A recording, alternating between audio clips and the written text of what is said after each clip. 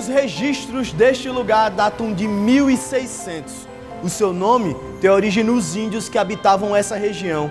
E dentre tantas qualidades, destacam aí a originalidade, a cultura e a coragem. Estamos na terra da resistência, terra da liberdade e também na terra da devoção. Os novos episódios da websérie Nossa História com São Brás é Outra Coisa desembarcam aqui por Mossoró. Porque você sabe, conhecer mais sobre a nossa cultura, as nossas características e também as nossas conquistas, isso é outra coisa.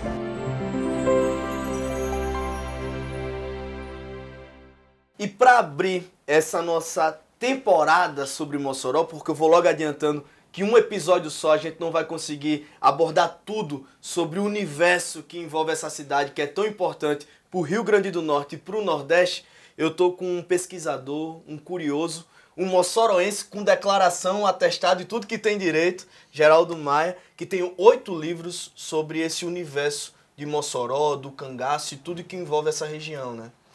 Pois é, Mossoró tem uma história muito rica, né? E a gente, quando começa a pesquisar, não para. Cada dia está descobrindo novos fatos, novas curiosidades. Isso aí a gente vai divulgando, vai escrevendo e por aí que sai essa contenção. São mais de 1000 artigos publicados em jornais sobre Mossoró e por aí vai, né? E sobre as curiosidades. Sempre tem algo curioso, como você estava falando. Sempre tem curiosidade. Mas para começar, Geraldo, como é que a gente descreve Mossoró para quem não é de Mossoró? Mossoró é uma terra que tem uma localização geográfica muito bem interessante, porque ela fica exatamente entre duas capitais e ao mesmo tempo entre o mar e o sertão, né? Tem um rio que até pouco tempo era navegável e tinha um Porto Franco que abastecia toda a cidade. Então a gente tinha aqui uma produção, um comércio muito forte, né? Que tinha linha de navio que fazia Mossoró-Liverpool, Liverpool-Mossoró, levando produtos primários e importando produtos industrializados. Isso aí fez com que Mossoró se transformasse, o que podemos dizer, num empório comercial. Eu tô com um moçorense, não é à toa, um moçorense que tem 8 livros sobre Mossoró.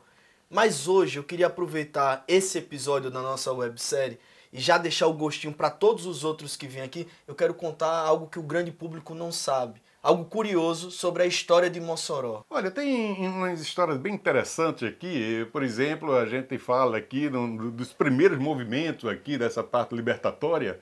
Foi exatamente o Motim das Mulheres, né? O que foi esse evento aqui, Motim das Mulheres? O Brasil se envolveu numa guerra muito grande por 3 anos, da Guerra do Paraguai, que terminou em 1870, né? Certo. E durante a guerra houve um problema muito grande para o país, que por falta de experiência não tinha tropa para repor aqueles soldados que iam morrendo na guerra. E o que é que eles faziam? Mandavam aquelas patrulhas pelos interiores, pegando praticamente a força. Uma casa tinha dois rapazes com mais de 18 anos, pelo menos um era obrigado a ir. Ia à força mesmo.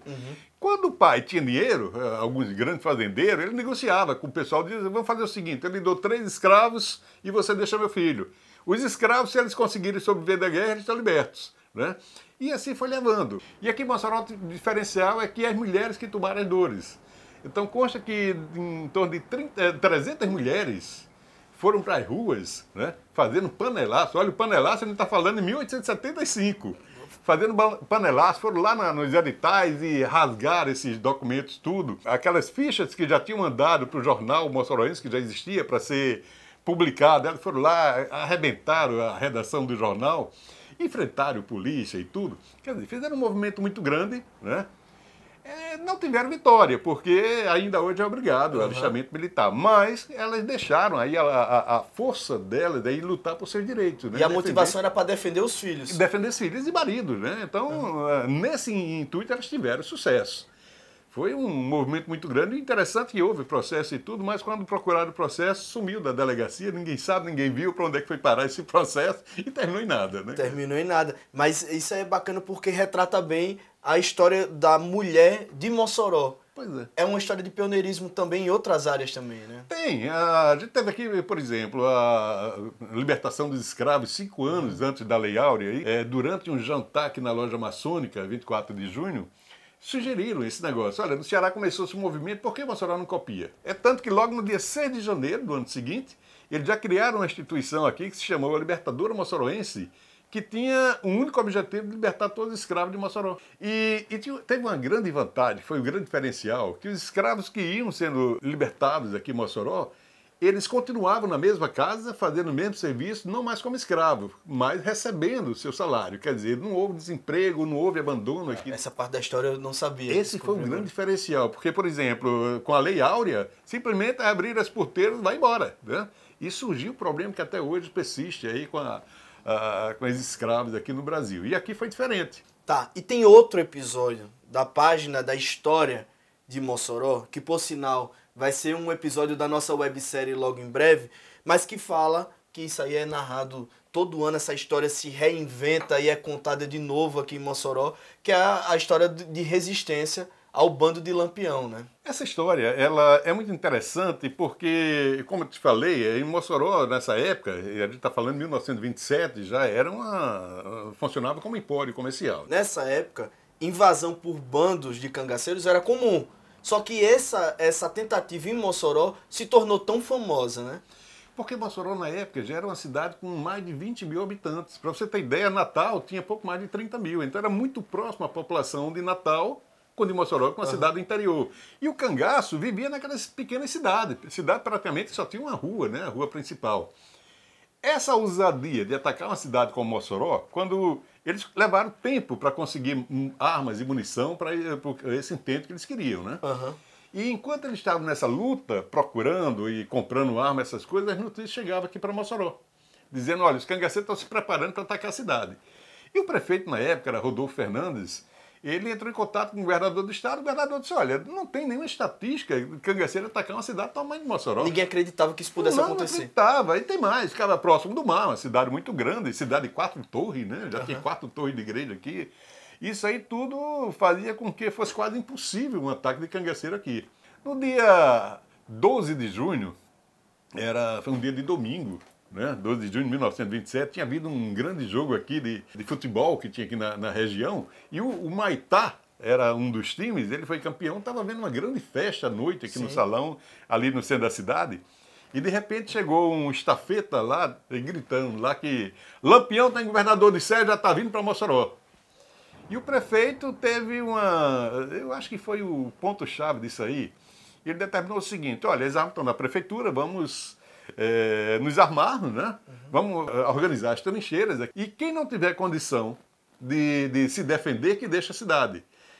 Disponibilizou todos os vagões de trem aqui para tirar as pessoas da cidade, esvaziou a cidade mesmo. Nossa. Então só ficou na cidade homens e que tinham armas para se defender. Aí foi montado várias trincheiras, né? Da casa do prefeito, as torres das igrejas.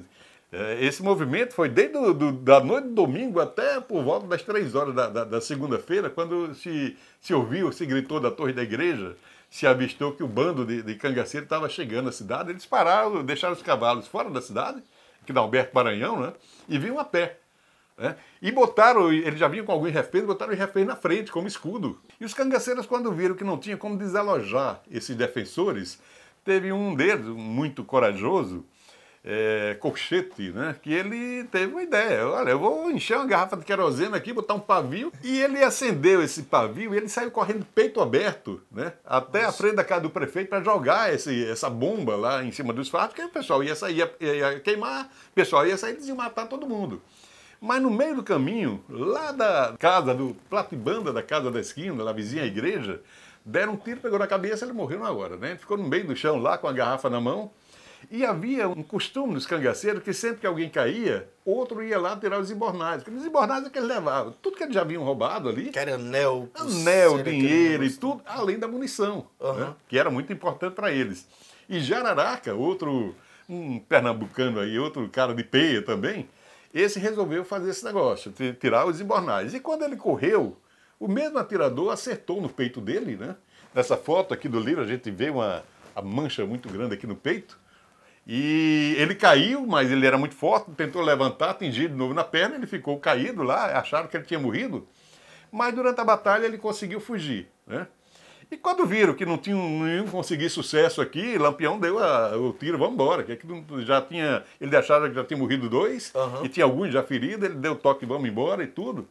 E Jararaca, ele conseguiu se arrastar ainda, mesmo com esses 2 ferimentos. No outro dia, ele foi encontrado já fora da cidade, né? Foi preso, passou uma semana aqui na cadeia, aqui de Mossoró. Só que um dia chegou a ordem de Natal para matá-lo.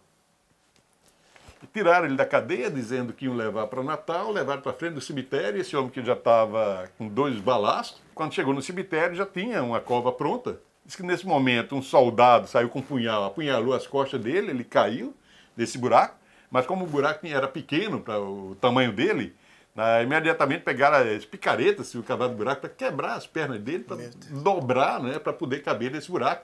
Nem procuraram saber se o cara estava vivo ou morto, e enterrado desse jeito. É por isso que aquela lenda que ele foi enterrado vivo. Agora, para a fé cristã, todo mundo que morre com um grande sacrifício O mártir.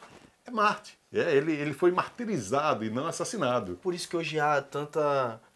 Para quem não é de Mossoró e não sabe, o túmulo de Jararaca até hoje é um dos mais visitados aqui no cemitério de Mossoró. Quase santo. O homem obra milagre aí, fila de gente para pagar a promessa lá no túmulo de Jararaca. Quem quer conhecer mais sobre a história de Jararaca, tá aqui o livro. Pode pegar aqui, Geraldo, para a gente mostrar.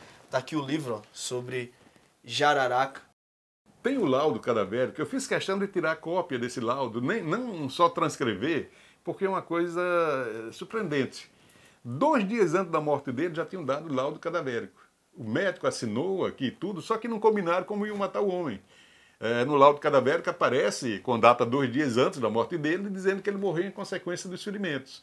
Então isso prova que... Essa é a primeira vez que eu estou ouvindo isso. Pois é, mas é por isso que eu fiz questão de botar o original desse documento, para mostrar essa particularidade aqui no caso de Jararaca. Né? Muito bom. E particularidade é o que mais tem na história de Mossoró, demais, né? Demais. Então vamos fazer o seguinte. Isso aqui foi só uma deixa, um pouquinho, assim, a gente pincelou sobre vários assuntos que vão estar nos próximos episódios aqui da nossa websérie. Mas vamos combinar um negócio? Sabe aquela pessoa mais mossoroense que você conhece? Você vai marcar ela na descrição desse vídeo, porque eu tenho certeza, Geraldo, como um bom barrista que o mossoroense no bom sentido, ele vai divulgar essa história para o mundo todo, porque você sabe, conhecer mais sobre a nossa história, os nossos ícones, isso é outra coisa.